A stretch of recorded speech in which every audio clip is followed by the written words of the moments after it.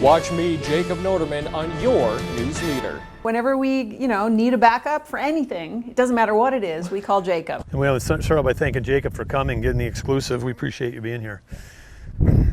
Jacob had to go buy new clothes. He left Bismarck wearing a suit last night, and it was smelled like smoke. I think he had to throw away his suit, so guy's dedicated. So let's bring in our political reporter, Jacob Notermann.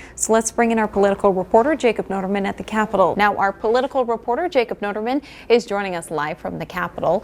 Jacob, what are you hearing about the process from here? I have with me 85 press conferences worth of notes in my hand.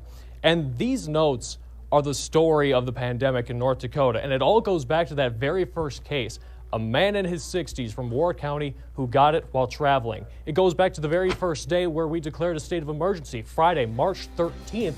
From your news leader, this is a live special report. North Dakota is officially declaring a state of emergency in response to the coronavirus. The state health officer for the state of North Dakota offered and had her resignation accepted earlier today. And it comes at a time when North Dakota is still in the grips of a pandemic. For the second time in the state of emergency, North Dakota will be losing its state health officer. The governor announced that interim state health officer Dr. Andrew Stahl will be resigning at the end of the month. North Dakota is once again without a state health officer.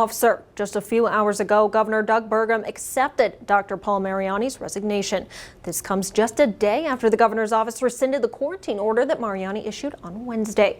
Republican legislative leadership contacted Burgum's office, asking him to rescind the new order. The next day, it was. Senate Majority Leader Rich Wardner said that the orders went too far and were too restrictive, pointing to the Class B misdemeanor if they failed to comply. Now, Mariani is the third person to resign from this position since the state of emergency was first declared. At least when it comes to the first two individuals, the reason for resignation was a return to the private sector. Governor Doug Burgum even joking that the position was very stressful and the state wasn't paying enough to do it. However, with this particular move, it seems as though the philosophical differences were being shown. And that's something the fourth state health officer is going to have to take into account. Dr. Burke said that Bismarck has the lowest mask use of any place she has visited. And while her message of mask wearing is an echo of the governor's and that of many other local leaders, the requirement to wear them is where entities disagree. Federal versus state versus local. All three believe masks work, but none agree on where a possible mandate should come from.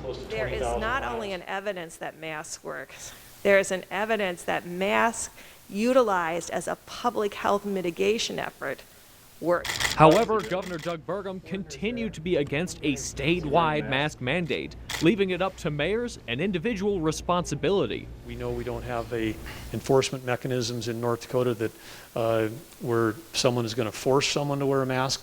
So again, it comes back to individuals choosing the role that they want to play in the community. Some cities have already issued a mask mandate. Burke said if enough cities get on board, the data shows improvement in their case numbers. In some situations, individual counties and individual mayors have created a matrix that has essentially resulted in a statewide mask mandate when you add them all together. But not all North Dakota cities are joining this matrix. Bismarck Mayor Steve Bakken has repeatedly spoken out against voting for a mask mandate in his city. However, he hinted at a mandate being more useful if it were statewide. Just because of our mobility in the state of North Dakota and our surrounding states, just by our rural nature, we're mobile. And unless you're doing something across the board, then what's the effect you're going to have locally? Meanwhile, the Bismarck City Commission is expected to vote on a mask mandate tomorrow night. Similar to the mandates of Fargo and Minot, these mask mandates carry no penalty, and it comes at a time when Burke said with the numbers we're seeing and the weather we're facing, she doesn't see improvements to our trend line soon unless there's a significant change.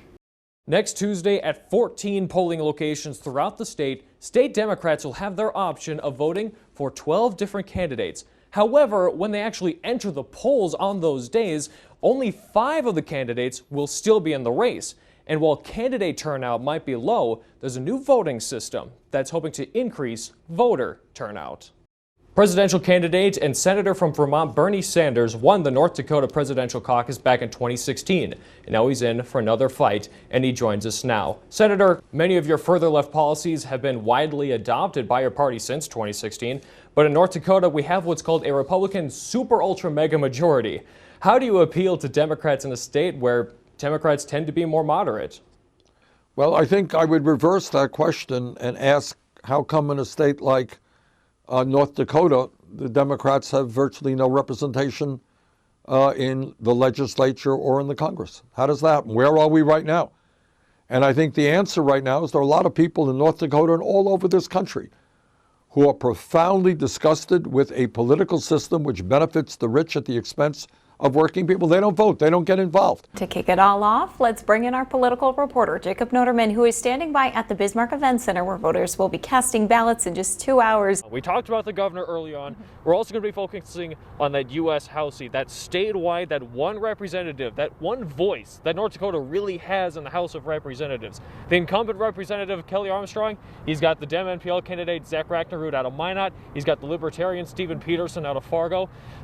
Kelly Armstrong really dealing with a lot in his first term, voting on impeachment, being part of that investigation on the Judiciary Committee, voting on stimulus. It has been a packed first term. It's going to be interesting to see how North Dakota feels about where he stood on various topics. The Associated Press has called incumbent Kelly Armstrong the winner in this race. Jacob Notermann is at the Ramkota Hotel, and he joins us now with more from Kelly Armstrong's challenger, Zach Racknerud.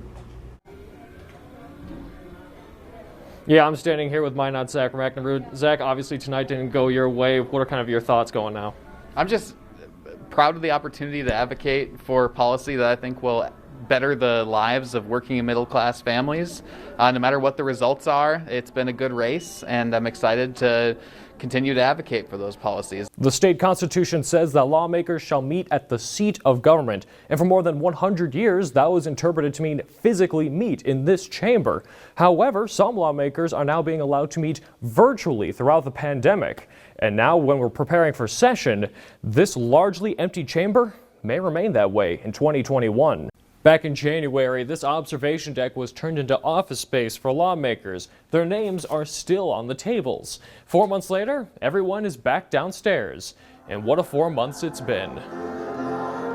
As the end drew near and lawmakers sang around the piano, they couldn't help but look back at the historic session they all just endured. When session started, COVID was on everyone's minds. The Capitol was packed with cubicles and inundated with health protocols. There was a lot of preparation for the assembly, and the hope was that the caution would pay off in the end. There were a lot of people that we'd be taking 2-week vacations because we had an outbreak of the coronavirus.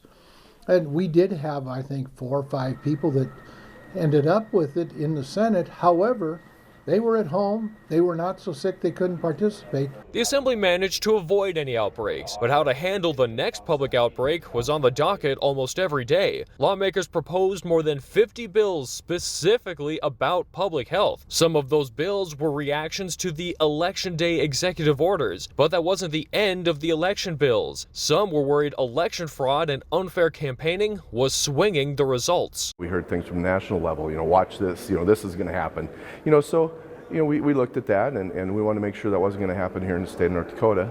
And we found out that it probably wasn't, but there was these little things in there that we had to address. Much of the language modernizes existing election code, but one provision gives late voters 30 minutes to fill out their ballots on election night. Lawmakers tried and failed a bill requiring at least one physical polling place in each county, where some saw election security, others saw it as another reaction to the governor's pandemic executive orders. And that wasn't the only bill on the governor's powers. We'll have to see how it plays out and see if we need to adjust things again next session. So at this point, I'm very happy with the progress we've made with at least adjusting statutes to where they need to be. But it's not just the relationship with the governor that was impacted by this year's session. Lawmakers in the future will examine how they interact with each other after Representative Luke Simons became the first person in North Dakota history to be expelled from the legislature after allegations of misconduct and lewd remarks towards his colleagues and legislative interns. I question myself about my reaction to the harassment. Simons denied all of the allegations, and he remained silent throughout his proceeding in the House until the very end. You're guilty by just an accusation. So I'm not calling anybody a liar. I would say let's have fun. Let's open this up. And I don't want any deals at all. If you guys want to expel me on hearsay evidence. Leadership said they will be implementing a new code of conduct and reporting procedures during the interim. That battle took 1 week. Others took months. For much of the session, lawmakers debated whether transgender students could participate in gender-exclusive sports. After multiple versions of the bill were volleyed between the chambers, Governor Burgum vetoed the bill, and lawmakers were unable to overturn it. Transgenderism is not natural. I don't know how anyone could ever agree to something other than that. But they did override 2 vetoes, both of which went after the governor's emergency powers. One bill takes away the governor's ability to issue statewide mask mandates. The other calls for a special session of the legislature when the state receives large federal aid packages like the CARES Act. And with the Sine Die late Thursday night, lawmakers were able to start packing their belongings and leave what has been their home for 76 days. Just an hour ago, members of the North Dakota House voted to expel Dickinson Republican Representative Luke Simons. Jacob Notermann is at the Capitol with details about today's proceedings. Jacob? It has been a long day for lawmakers in this building just this afternoon with the expulsion of Dickinson Representative Luke Simons, who for the past week has had to undergo some heavy criticism after allegations of sexual harassment came out against him. Lawmakers were debating it for about 2 hours, one side arguing about their personal experiences having to work with Simons and trying to avoid him, while the other side, while not saying that his conduct was okay, came to his defense, saying that they were unfairly treating Simons. Now, it has been a tumultuous week for the Dickinson representative who's had to deal with these allegations, and now he's being expelled because of it. Going on with this vote, the vote went down 69-25, and the reason that's noteworthy is because it took a 2/3 majority to expel Simons. That 2/3 majority was 63 lawmakers, a tight margin, and it seemed to be sticking that way throughout most of the day. Much of the debate was about due process, and the process that Simons found himself in. The allegations came out just last week, and now he is already losing his seat in the state legislature. It's been an emotional day, especially for those who had to speak about their own experiences. Grand Forks Representative Emily O'Brien saying this. Being harassed is embarrassing.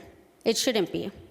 I was the one who didn't do anything wrong, but still I question myself about my reaction to the harassment. I think in part because I didn't want to think about myself as a victim. Now, as I noted, as part of those 25 individuals who voted to end the resolution, they weren't trying to say that his conduct didn't happen. In fact, many people said that it wasn't necessarily that the allegations didn't happen, rather it was how the interpretations of what Simons said that was being misconstrued. Their argument saying that Simons was out of context, and a lot of the argument was about due process. So a number of amendments came to the floor this afternoon. One option was to lower the threshold for many of the punishments, especially bringing it down from expulsion rather to just censuring Simons or even bringing up an investigation. But many of these amendments were quickly shot down by a roughly 60-person vote. Simons saying this in his defense. I have nothing to hide. Every one of these conversations, they have twisted up my words, some of them not even my words. I have not rubbed any woman's shoulders or back. In his defense, Simons was trying to get some form of investigation or even possibly having just a public hearing. This afternoon, only House members were allowed to speak on the matter, which they debated for about 2 hours. So what happens now? Well, Simons is on his way out of the state legislature, and the district party chairman for Simons will pick a replacement nominee for him, and they will take place sometime in the coming week. At times, it seems North Dakota and the EPA are at odds, and that was brought up frequently during the meeting. And the man charged with running the agency was invited by one of the 16 Republicans who supported his confirmation. While Senator Kevin Cramer invited EPA Administrator Michael Regan for a discussion, Regan spent most of his time listening. Political leaders made it clear how they felt he should approach his post. Whether it's energy or ag, we want regulatory certainty, and we want some help. We want common sense, and we don't want one size fits all. Regan was faced with questions and concerns about policies of previous administrations. On many occasions, North Dakota has sued the EPA over federal regulations. Attorney General Wayne Stenjum voiced his reasoning for keeping the EPA out when possible. This environment matters more to us than it does to anybody else, anywhere else in the country. We're the ones who live here, we farm and ranch here, we're engaged in industry here, we raise our families, send them to school. These things matter. This visit comes on the heels of North Dakota's recent expansion of carbon capture initiatives and the introduction of hydrogen production. Both sides agree the state should put the needed technology and energy on the main stage for other states to emulate. In North Dakota, we believe in innovation over regulation. And why do we believe that? Because we believe that's a faster path to solving the problem. In an attempt to make the point, they gave Regan a tour of Mandan, where they have been using trusts and grants to clean and upgrade the city in a way which gives them more autonomy over the funds. Regan said he has some issue with one size fits all, but added some rules are made to ensure nationwide safety. For me, it's about a lot of innovation with the right amount of regulations and regulatory certainty. So I think we're close. But, this is just the beginning. Both Regan and Burgum agreed pursuing greener energy options should be a priority. Burgum set a goal of being carbon neutral by 2030. Meanwhile, the Biden administration has carbon capture goals of 2035 and 2050. Many entities said agreeing on everything is unlikely, but they added that having a man like Regan in the job could position North Dakota to have a better long-term relationship with the agency. As North Dakota continues to expand carbon capture and other green technologies, Secretary Granholm told the state how it can even further align with nationwide efforts. And then the industry told her what they need to make that work. When a team of state patrol cars arrives to the University of North Dakota, you know it's something important. The Energy Secretary of the Biden administration didn't have a home field advantage, but she did have similar views of North Dakota's industry as she holds for her home state of Michigan. For the coal and power plant communities across this country, I get the importance both from the workers' point of view as well as for the economic opportunity for a state to be able to clean the technology, decarbonize the technologies they have, and move into diversifying new technologies. As a former governor herself, she spoke with Burgum about their shared goals of reducing carbon emissions.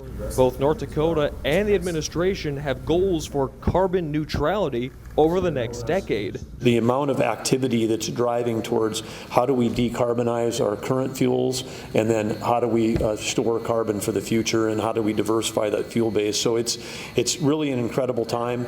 As industry leaders spoke about the investments they've made in their fields, they said they need more support and incentives to fulfill more projects like these. There have been billions of dollars offered through grants in recent years, both from the state and the private sector. The money has to be deployed now, and we're ready to do it, and it's a partnership between our industry, between the state of North Dakota, and between the Department of Energy. So we need her help. Elected leaders said they need her office to help coordinate future projects, specifically with supporting an extension of crucial tax credits. Both state and industry leaders said they want to be partners in these future efforts. As Secretary Granholm told them, North Dakota has a lot of potential. In Grand Forks, live from the Department of Health, live from Mandan, live from the Capitol, I'm Jacob Notermann, reporting for your news leader.